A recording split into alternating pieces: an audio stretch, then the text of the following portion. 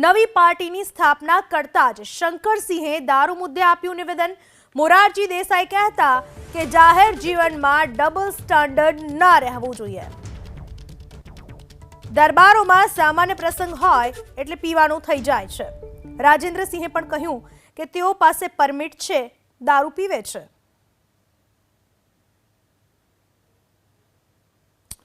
નવી પાર્ટીની સ્થાપના કરતા જ શંકરસિંહે દારૂ મુદ્દે નિવેદન આપ્યું। તેમણે કહ્યું કે મોરારજી દેસાઈ એવું કહેતા કે જાહેર જીવનમાં ડબલ સ્ટાન્ડર્ડ ન રહેવું જોઈએ। અમુક જ્ઞાતિઓમાં સામાન્ય પ્રસંગ હોય એટલે પીવાનું થઈ જાય છે। તો રાજેન્દ્રસિંહે પણ કહ્યું કે તેઓ પાસે પરમિટ છે અને દારૂ પીવે છે। એમને કીધેલું કે જાહેર જીવનમાં ડબલ સ્ટાન્ડર્ડ નહીં જીવવું જોઈએ। અહીં જુદા, બીજે જુદા, ત્રીજે જુદા, અને એમાંથી જે મને ફિટ થયું એ ડૉક્ટર રાઠોડ સાહેબે જે કીધું કે ડાક્ટરની સલાહ પ્રમાણે એકાદ પેગ લેતા હોય છે। હવે દરબારોમાં તો આ રૂટીન હોય, પીવું, કોઈ મરી ગયું તો એ લગન કે હા ના ગમત જેવું પીવું હોય એમ। પણ ડબલ સ્ટાન્ડર્ડ તમે જાહેરમાં એમ કહો કે નથી પીતો, ક્યાંક પીતા હોય તો અહીં કે અમેરિકા, બીજે કે ત્રીજે, બિયર પણ નહીં। તો દારૂ મુદ્દે રાજેન્દ્રસિંહ રાઠોડનું આશ્ચર્યજનક નિવેદન। રાજેન્દ્રસિંહ કહ્યું, હું દારૂનું સેવન કરું છું, મારી પાસે લાયસન્સ છે, ડોક્ટરની સલાહથી 3 પેગ રોજ લગાવું છું। દારૂબંધી હોવાથી ગુજરાતમાં દારૂ મોંઘો મળે છે। અન્ય રાજ્યોમાં 100 તો ગુજરાતમાં 500 રૂપિયાનો દારૂ મળે છે।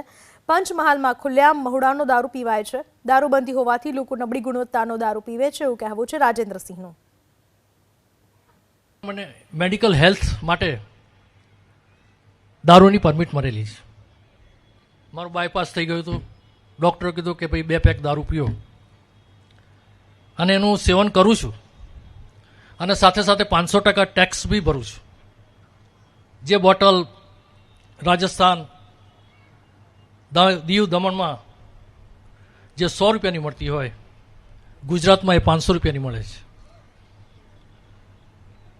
દારૂબંધીની પોલિસી હટાવવાની જરૂર છે। એમાં મોરારજીભાઈનું બહુ મોટું યોગદાન, કમસે કમ મારા પોતાના જીવનમાં ક્યારેક એકાદ શબ્દો એવા ક્લિક થઈ જતા હોય છે।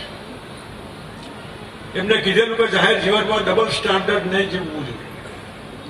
અહીં જુદા, બીજે જુદા, ત્રીજે જુદા, અને એમાંથી જે મને ફિટ થયું એ ડૉક્ટર રાઠોડ સાહેબે જે કીધું કે ડાક્ટરની સલાહ પ્રમાણે એકાદ પેગ લેતા હોય છે।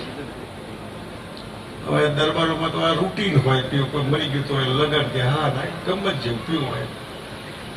ડબલ સ્ટાન્ડર્ડ તમે જાહેરમાં એમ કહો કે નથી પીતો, ક્યાંક પીતા હોય તો અહીં કે અમેરિકા, બીજે કે ત્રીજે, બિયર પણ નહીં। આ 1967માં પાણી મૂકી, 1967 મોરારજીભાઈના શબ્દોથી। બાજુમાં જ ગાંધીજી,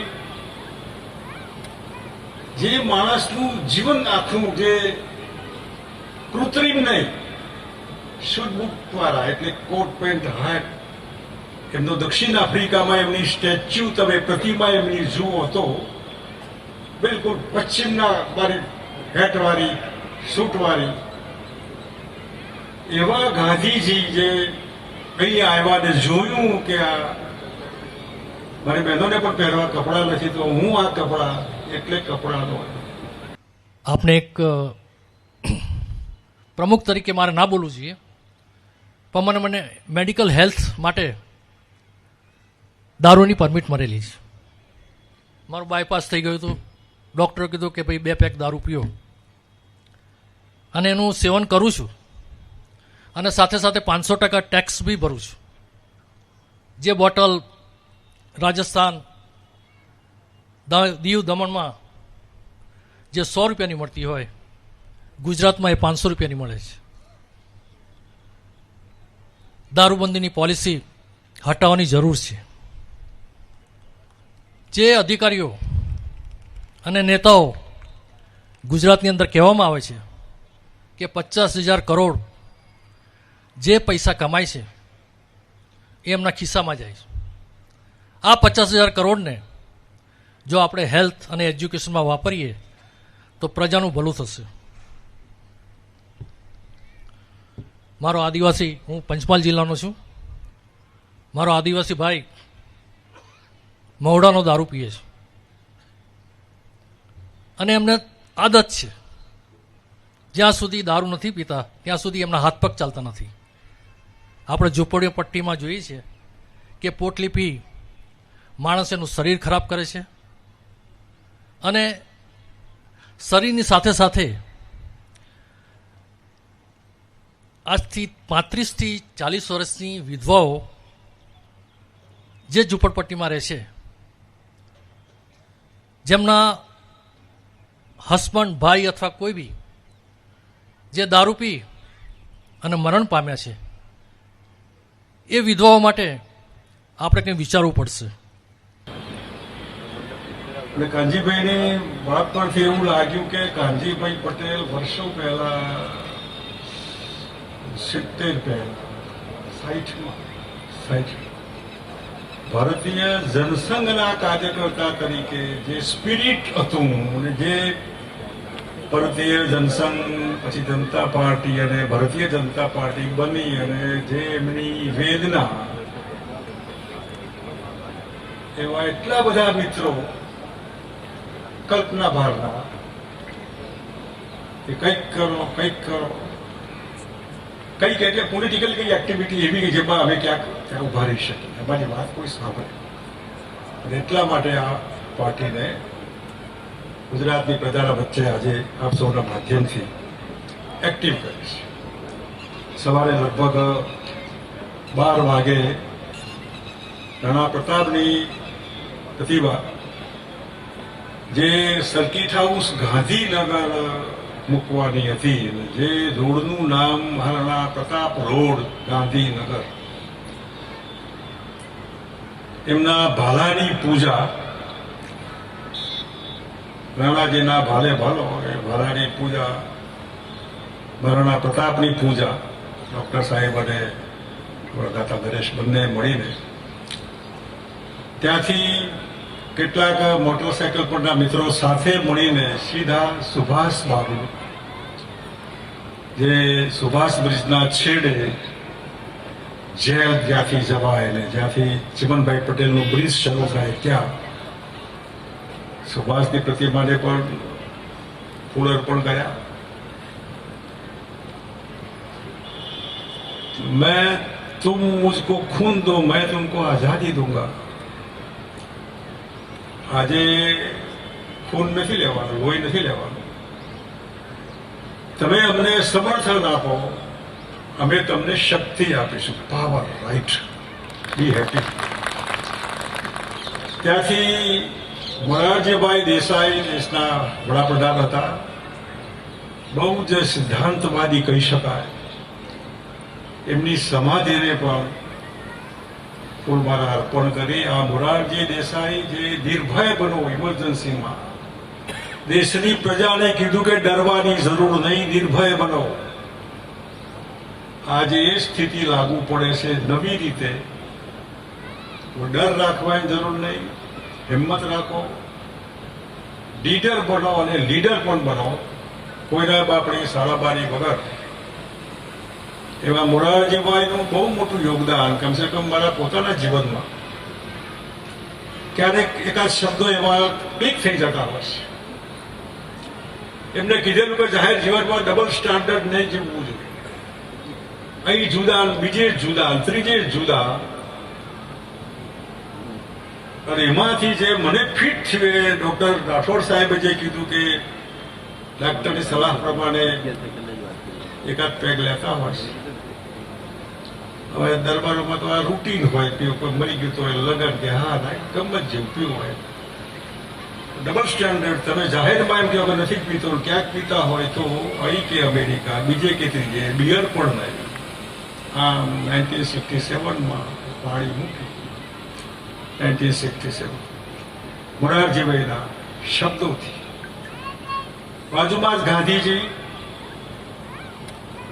જે માણસનું જીવન આખું જે કૃત્રિમ નહીં, શુદ્ધ બુકવાળા એટલે કોટ પેન્ટ હાટ. એમનો દક્ષિણ આફ્રિકામાં એમની સ્ટેચ્યુ, તમે પ્રતિમા એમની જુઓ તો બિલકુલ પશ્ચિમના મારી હેટવાળી સૂટવાળી એવા ગાંધીજી જે અહીંયા આવ્યા ને જોયું કે આ મારી બહેનોને પણ પહેરવા કપડાં નથી તો હું આ કપડાં એટલે કપડાનો કૃત્રિમ નહીં, આર્ટિફિશિયલ નહીં, અહિંસા, સત્ય બોલવું વગેરે સાચું પોતાની જાત ઉપર પ્રયોગ કર્યા પછી એવા ગાંધીજીને સૂતરની આટી પહેરાઈને ત્યાંથી સરદાર સાહેબ, જે સરદાર વલ્લભભાઈ પટેલના નામનું આપણે અમદાવાદમાં ઇન્ટરનેશનલ એરપોર્ટ અત્યારે ઉદઘાટનની તકતી મળતી નથી. સરદારના પ્રેમીઓએ એ દિવસે વિરોધ કરેલો સરદાર સાહેબની પ્રતિમાનો ઉદઘાટન કરવા આવેલા એરપોર્ટ ખુલ્લું મૂકવા માટે. દેવગૌડા વડાપ્રધાન હતા. એ દેવગૌડાનો ઘુડિયો બોલાયેલો, રસ્તા રોકેલા, કાળા કપડા બતાવેલા. કેમ કે સરદાર વલ્લભભાઈ પટેલને હું ગુજરાતનો એક મુખ્યમંત્રી કેબિનેટના ઠરાવ કરીને આજથી સરદાર વલ્લભભાઈ પટેલ ઇન્ટરનેશનલ એરપોર્ટ એ પસંદ હતું કે નહીં એનો એ સવાલ છે. અને ત્યાંથી સીધા ડોક્ટર આંબેડકર.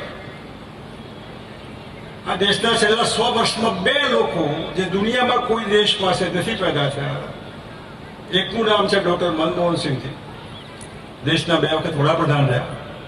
એ વડાપ્રધાન ન રહ્યા હોત તો આજે રૂપિયો 100 પાર થઈ ગયો હોત ને આ દેશના નાણાંની સામે કે એક્સપોર્ટ ઇમ્પોર્ટની સામે કોઈ જોતું ના હોત. એની કરેલી મહેનત, અતિશય બ્રિલિયન્ટ, વિદ્વાન, બુદ્ધિશાળી, ભણેલા ગણેલા, ક્વોલિફાઈડ, અને એમના કરતા પણ વધારે ભણેલા ગણેલા દુનિયાના કોઈ દેશ પાસે આવી હસ્તી નથી. દલિત પરિવારમાં જન્મેલો ડોક્ટર ભીમરાવ આંબેડકર વડોદરા સરકારની મહેરબાનીથી પ્રદેશ ભણવા અને જે ભણ્યા કલ્પના ભાર ન પડે. એમને એમના સમાજને કીધું કે શિક્ષિત બનો. આ બધા જ લાગુ પડે, શિક્ષિત બનો. જે દુનિયામાં તમે આટલી બધી ડિગ્રીઓ કલ્પના ભારની, એ મહામાનવ કહી શકાય. એમની પ્રતિમાને સામે હિન્દુ ચાચા, ફકીર માણસ, જે નહેરુ કરતા મોટી સભા થાય, દેશના વડાપ્રધાન નહેરુ હોય ને, હિન્દુ ચાચાની સભા હોય તો લોકો હિન્દુ ચાચાની સભામાં જાય. એવા હિન્દુ ચાચા જેના લીધે મહાગુજરાત બન્યું, એમની પ્રતિમાને ફૂલ્યમાળા કરી અને અહીં આપણી વચ્ચે કાર્યાલયનું ઉદઘાટન કર્યું. આદિવાસી સમાજના ભાઈ બહેનો વચ્ચે એમની મંડળીનો નાચતા કૂદતા આપણા વચ્ચે એને લઈ આવ્યા છે. બાપુએ જે નિશાન આપણાને આપ્યું છે ઇલેક્શન કમિશન દ્વારા, ભાલો. લોકો એવું કહે છે કે ક્ષત્રિય લોકો તલવારને મ્યાન કરી દે, પણ આ ભાલો એક એવી વસ્તુ છે કે આ ભાલો કોઈ દિવસ મ્યાન નથી થતો. આ પાર્ટી સળંગે સળંગ ચાલશે એવો હું વિશ્વાસ ધરાવું છું. છેલ્લા ઘણા વર્ષથી આ કઠપુતલી ચાલતી સરકાર ભ્રષ્ટાચારથી ભરપૂર, અધિકારી રાજ અને કહીએ તો ટોટલ બહેરી સરકાર ચાલી રહી છે. લોકશાહી માટે આ એક કલંકરૂપ છે. આપણાને શરમ આવી જાય, હું એક નેતા તરીકે વડોદરામાં ફોન કરું અને અધિકારી ન સાંભળે તો આપણું શરમથી માથું ઝૂકી જાય છે. એ આપણે શરમ દૂર કરવાની છે. ગુજરાતના ખેડૂતો ખેતીથી દૂર ભાગી રહ્યા છે. સમય અનુસાર પાણી, વીજળી મળતી નથી. કુદરતી આપત્તિમાં જે પાસ કરવામાં આવે છે વીમો, એમાં પણ કૌભાંડ ચાલી રહ્યું છે. એમએસપીના વર્તન મળતા નથી. ખાતર યુરિયા માટે કૌભાંડી લાઈનમાં તમે ઊભા રહો તો ખાતર મળે, સીધી લાઈનમાં ઊભા રહો તો ખાતર નથી મળતું. ગુજરાતની અંદર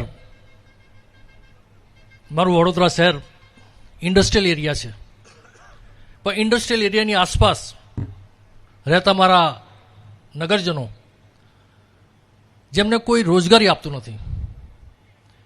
કાયદો એવો ઘડાવવો જોઈએ કે ભાઈ લોકલ માણસ 70 થી 80% આ ફેક્ટરીમાં એમને તમારે કામ આપવું જ પડશે. મેડિકલ ક્ષેત્રનો છું. સરકારી હોસ્પિટલોને ટોટલ ડાઉન કરી નાખી છે અને પ્રાઇવેટ હોસ્પિટલને આ મા કાર્ડ, અટલ કાર્ડ, આ બધા કાર્ડ આપી અને એમને ભરાવદાર કરી દીધા છે. આજે હોસ્પિટલમાં મોત અને કરોડોના કૌભાંડો આપણે વાંચીએ છીએ. આપને એક પ્રમુખ તરીકે મારે ના બોલવું જોઈએ, પણ મને મેડિકલ હેલ્થ માટે દારૂની પરમિટ મળેલી છે. મારું બાયપાસ થઈ ગયું હતું. ડૉક્ટરે કીધું કે ભાઈ 2 પેક દારૂ પીઓ, અને એનું સેવન કરું છું અને સાથે સાથે 500% ટેક્સ બી ભરું છું. જે બોટલ રાજસ્થાન,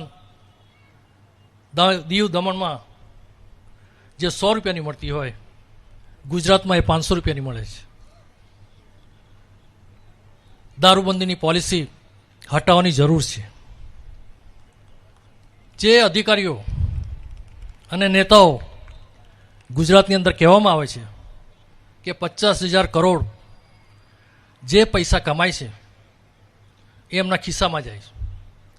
આ 50,000 કરોડને જો આપણે હેલ્થ અને એજ્યુકેશનમાં વાપરીએ તો પ્રજાનું ભલું થશે.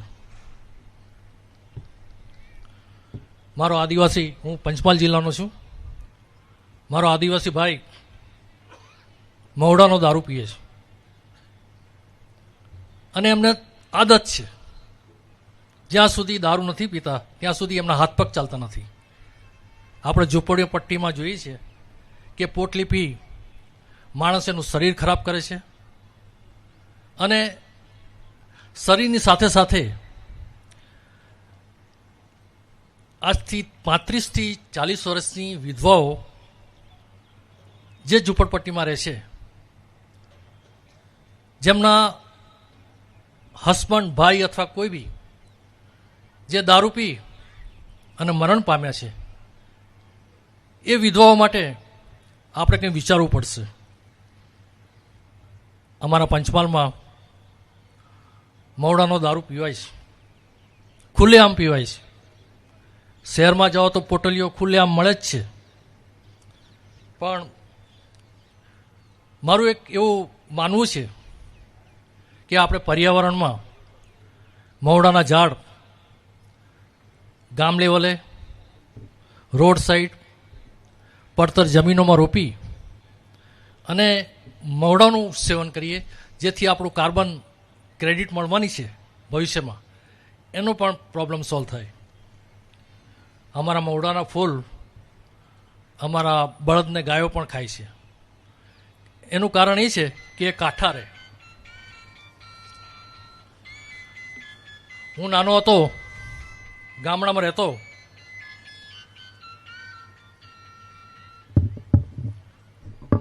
ત્યારે રાત્રિ બસ રોકાણ હતી. જે કંડક્ટરને આપણે માસ્તર સાહેબ કહીને બોલાવતા. મારો ગરીબ માણસ, મધ્યમ વર્ગ માણસ કે સ્કૂલનો વિદ્યાર્થી સવારે બસમાં બેસી અને ગામડેથી સ્કૂલોમાં જતો. આજે ગામડાની ટોટલ પરિવહન સેવા ઠપ થઈ ગઈ છે અને 25% આપણા ઇન્કમના આપણે પરિવહનમાં અંદર વાપરીએ છીએ. પેટ્રોલ, ડીઝલ ધીરે ધીરે મોંઘું થઈ ગયું છે. પ્રજાશક્તિ પાર્ટી બાપુ હંમેશા કહે છે કે it is for the people, by the people and of the people. આ એક ત્રીજું પરિબળ બાપુએ જે ઊભું કર્યું છે અને ટોટલ માર્ગદર્શન છે. આ ત્રીજા વકીલ તરીકે